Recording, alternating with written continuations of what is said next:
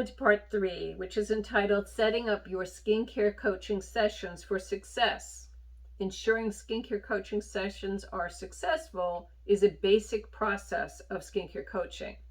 First, you identify client coaching assignment goals. Uncover the client's goals is really important. Identifying the client's goals for the skincare coaching sessions, then breaking them into sub-goals for each session with clear deliverables, to-dos, and follow-ups really is the essence of skincare coaching. Situation, behavior, and anticipated results is a process that we follow. You analyze the current situation, the actions that will need to happen, and the behaviors required to meet those skincare goals and the client's expectations of the outcome for taking those actions. You always have to consider 3 significant SBAs: situation, behavior, and results, for all your skincare goals for the client. The situation is the current behavior needed to move forward. You have to have a conversation about resistance to change and what it might look like in a coaching session, and then try to set up new habits for the client. Next is anticipated results. When you talk about anticipated results, you're going to use the coaching assignment goals to formulate an idea of what is actually realistic and attainable. Then what you're going to do is look at the actions that are potentially and realistically going to be achieved and the options that are available within any of the client constraints. You're going to examine the pros and cons and possible ways, the action steps that might be required to get to those goals. So it's situation, actions, behaviors are all important. How will you actually do this? Well, you're going to assist the client in working through the best solution for the client using questions and feedback. You're going to get agreement and commitment to the action steps that need to be taken. You're going to identify potential stoppers, remove the obstacles with workable solutions, and you're going to talk about contingency plans. Having contingency plans in place when something isn't working for the client is really critical. You have to get agreement and commitment, making sure that the client is on board with the required changes. That is really important, because if they're not on board, they're not going to do it. And finally, talk about communication issues openly and honestly. You have to have open communication and always listen more than you talk. Use the coachee, the client's goals and objectives, as the focal point when making any decisions or giving suggestions when you're resolving problems and providing coaching and feedback. And the next thing you have to talk about in client relationships is self-sabotage and resistance to change. The bottom line with coaching is that we have accountability and staying on track methods and methodologies. And we have to determine how best the client can hold themselves accountable with the coach's ongoing support and encouragement. But the bottom line is, coaching is about guiding. It is not about doing. You are not there in their bedrooms, bathrooms, or kitchens helping them with their skincare every day. We have to be their cheerleaders and find ways that the client can hold themselves accountable with our guidance and follow-up. We spend a lot of time identifying the client's overall goals for the engagement and then breaking these into sub-goals for each of the skincare coaching sessions with clear deliverables, to-dos, and follow-ups. One of the things that you really need to think about deeply for your practice is the coaching contract. The start of every coaching assignment begins with a coaching contract. The coaching contracts are an agreement between the two individuals, the coach and the coachee, the client, that focuses on clear coaching assignment goals.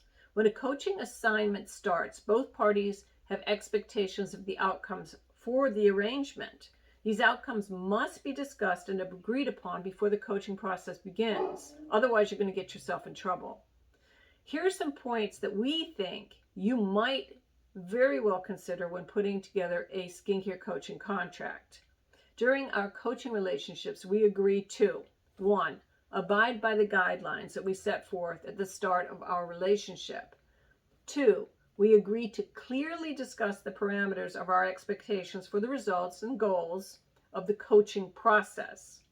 3, we want to communicate appropriately as agreed upon in our guidelines, openly and honestly, and have respect for the other person's time. We also need to keep the details of our coaching arrangement confidential.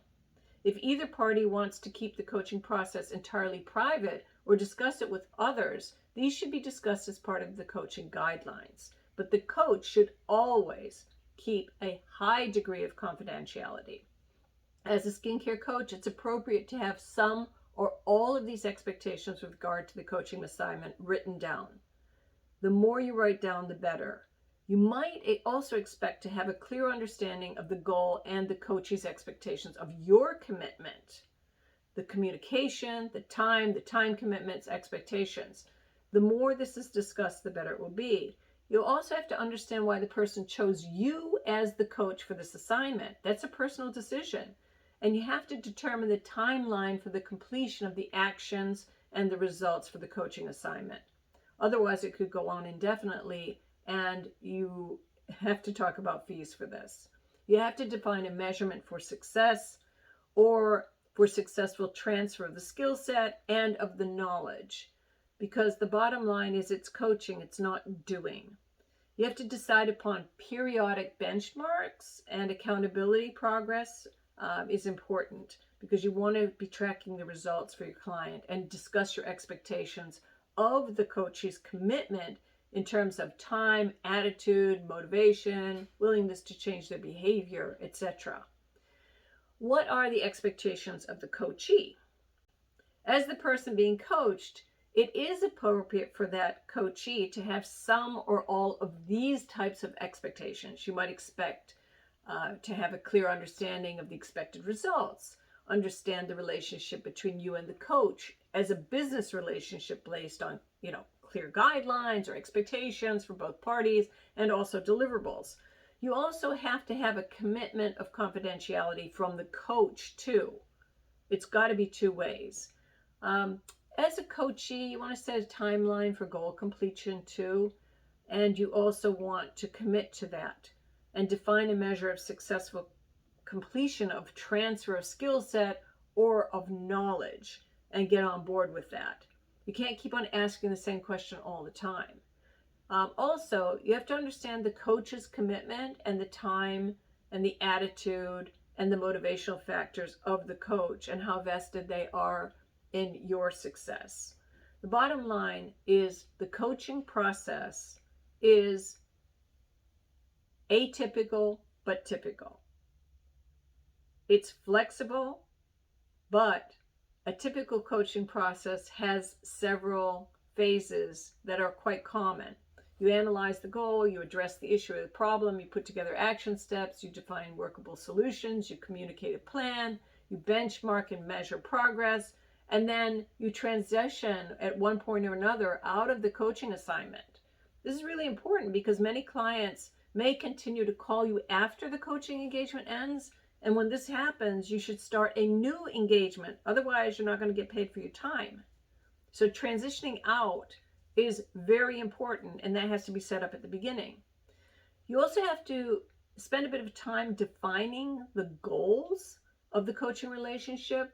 Starting the coaching relationship off on the right foot really is critical to the successful completion of the assignment.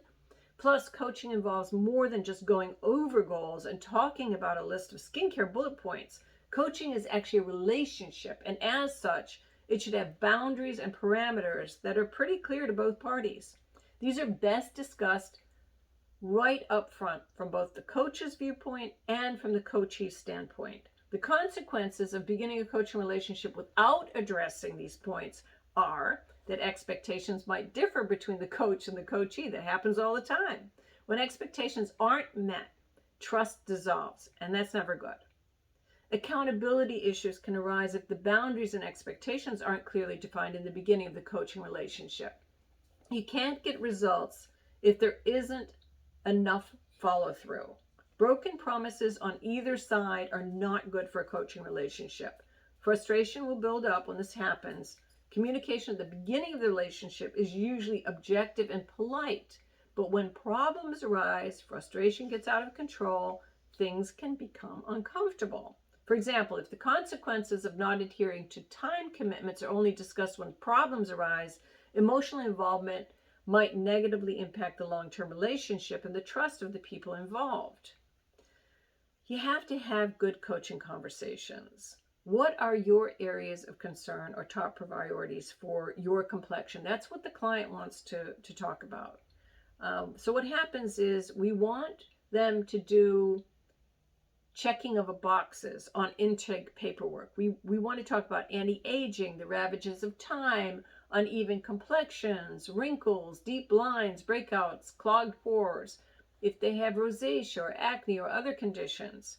We want to talk about soothing, maybe calming their complexion and protecting the skin from the environment, sun damage, sunless tanning. Sometimes they want to talk about their eyes or crow's feet or their neck, etc. One of the things you're going to talk about is dehydration and crepiness that happens in older or more mature skin, and things that can nourish or hydrate the client's skin. One of the other things you're going to talk about is the actual cost of current products. And that's really important to clients. They want to know what is in their budget.